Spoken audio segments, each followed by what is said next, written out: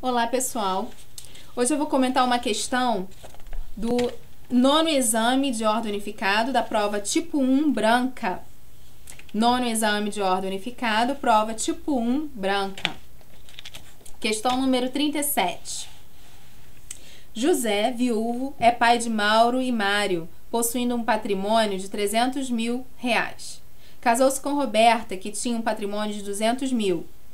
Pelo regime da comunhão universal de bens. José e Roberta tiveram 2 filhos, Bruno e Breno. Falecendo Roberta, a divisão do monte seria a seguinte. Então nós estamos falando de direito das sucessões, em que a falecida deixou descendentes e um cônjuge sobrevivente. Nessa hipótese, qual é a primeira pergunta que nós devemos fazer?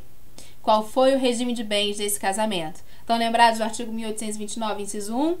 O artigo 1829, inciso 1, trata exatamente dos regimes de bens que não vão permitir a concorrência do cônjuge sobrevivente com os descendentes do autor da herança. E o regime da comunhão universal não permite essa concorrência. Está lá no inciso 1.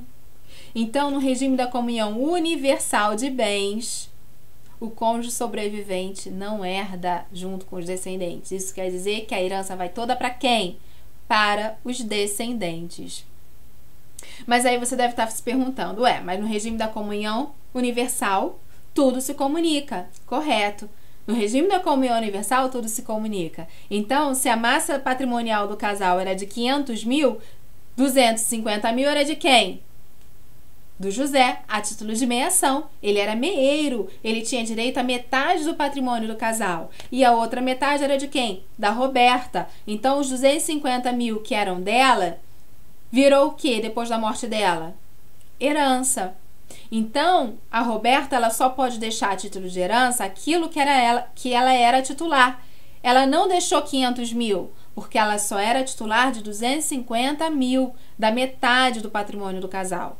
Então, no caso José, já de cara, vocês já poderiam matar essa charada. 250 mil, ele já tem direito a título de meiação e não de herança. E é claro que vocês devem ficar atentos ao artigo 1829, inciso 1, que diz que o cônjuge casado por esse regime não tem direito de concorrer na sucessão junto com os descendentes. A herança vai toda para os descendentes.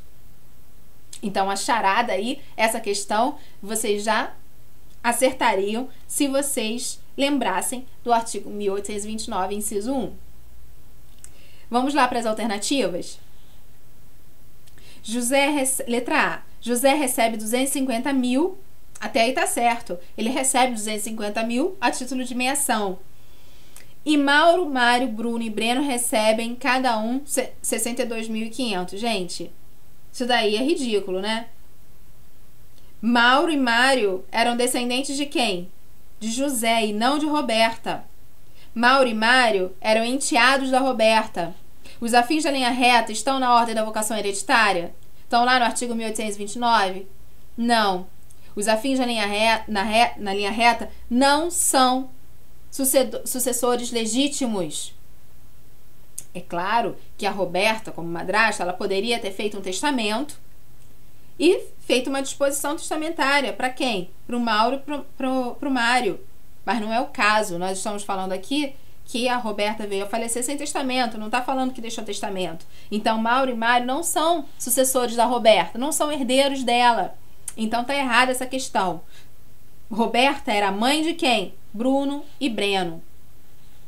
Então, está errada a letra B. Letra A. Agora, vamos para a letra B. O monte, no valor total de 500 mil, deve ser dividido em 5 partes, ou seja, José, Mauro, Mário, Breno, Bruno recebem cada um 100 mil reais. Está errado por quê? Primeiro, José tem direito à meiação desse patrimônio do casal. 250 mil já vai todo para quem? Para o José a título de meiação. Ele é meeiro em razão do regime de bens. E segundo, essa questão está errada também por quê? Porque Mauro e Mário eram descendentes de quem? Somente do José e não da Roberta. Completamente errada essa alternativa. Agora a letra C. José recebe 250 mil, correto, porque ele é meeiro. E Bruno e Breno, quem são Bruno e Breno? São os descendentes da Roberta. Então tá aqui, Bruno e Breno recebem cada um a importância de 125 mil reais. Correto, não é? Porque se o patrimônio era de 500 mil, 250 mil, o patrimônio era de 500 mil reais, 250 mil a título de meação vai para o José. O que vira herança? 250 mil, que era a meação da Roberta. E se ela deixou 2 descendentes, vai 125 mil para um descendente, 125 mil para o outro descendente. Por quê? Porque na classe dos descendentes, a herança é dividida por cabeça, metade para cada um. Então, o segredo nessa questão era vocês descobrirem o que é meação e o que é herança. E se no regime de bens desse casamento vai haver a concorrência do cônjuge com os descendentes. Então, se era 500 mil o patrimônio do casal, 250 mil já era do José. Qual foi a intenção do legislador no artigo 1829, inciso 1? Era dizer o seguinte: se o José já é meeiro, já tem direito a metade do patrimônio do casal, se ele já tem direito a 250 mil, ele já está amparado patrimonialmente. Então, a herança vai toda para quem? Para os descendentes. E o que é herança? É a meação da Roberta, o que ela tinha e ela deixou para os seus herdeiros legítimos. Artigo 1829, inciso 1, letra C é o gabarito. Letra D agora. A herança deve ser dividida em 3 partes, cabendo a José, Bruno e Breno 1/3 do monte, ou seja, R$ 166.666,66 para cada um. Tá errado porque nós já vimos que José tem direito a 50% da herança. Então, no máximo, vocês poderiam ficar em dúvidas entre a letra C e a letra D, porque letra A e letra B estava tratando de Mauro e Mário, que não eram descendentes da Roberta, não é? Então, na letra C, está tratando já da meação, que era correto, e dando a herança somente para o Bruno e Breno. Já a letra D está falando que a herança toda ia ser dividida em 3 partes iguais, que está errado. Nesse caso, no regime da comunhão universal, o cônjuge não concorre na herança com os descendentes. Então, só para fechar, só para concluir esse tema, eu queria alertar vocês para o seguinte: analisem o inciso 1 do artigo 1829 a contrário senso. Porque o legislador, quando tratou desse assunto, ele disse para a gente, nesse inciso, quais são os regimes que não permitem a concorrência. Quando que não vai haver a concorrência do cônjuge com descendente? Quando que somente os descendentes vão herdar? Então, agora, quem quiser anotar para depois ficar relembrando com calma, pode anotar. O cônjuge sobrevivente só vai concorrer com os descendentes do falecido nos seguintes regimes de bens. Primeiro, participação final nos aquestos, comunhão parcial de bens, quando o autor da herança tiver deixado bens particulares.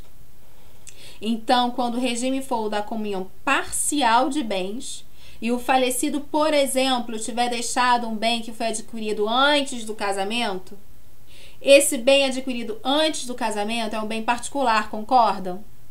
O cônjuge sobrevivente não tem direito à meação desse bem que foi adquirido antes do casamento.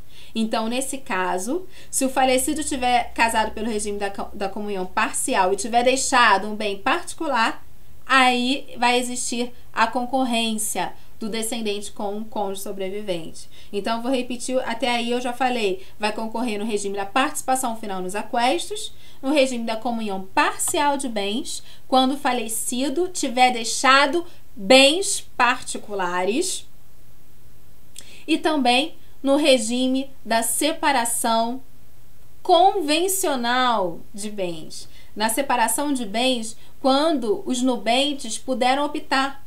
Eles poderiam se casar por qualquer regime de bens, mas eles escolheram o regime da separação de bens. Não estamos falando do regime da separação obrigatória do artigo 1641. No regime da separação obrigatória, o cônjuge sobrevivente não concorre na herança. Tá certo? Nós estamos falando aqui quando que vai haver a concorrência, quando que o cônjuge vai concorrer na herança junto com o descendente ou os descendentes. Então, repetindo, participação final nos aquestos, comunhão parcial, o falecido deixado bens particulares e no regime da separação de bens quando tivesse sido feito através de um pacto antinupcial. Tá certo, gente? Então, uma super dica para vocês. Deem uma lida no artigo 1829, nos incisos e nos artigos seguintes, que são muito importantes aí para a prova de vocês, para a aprovação de vocês. Tá certo? Um grande beijo e até a próxima!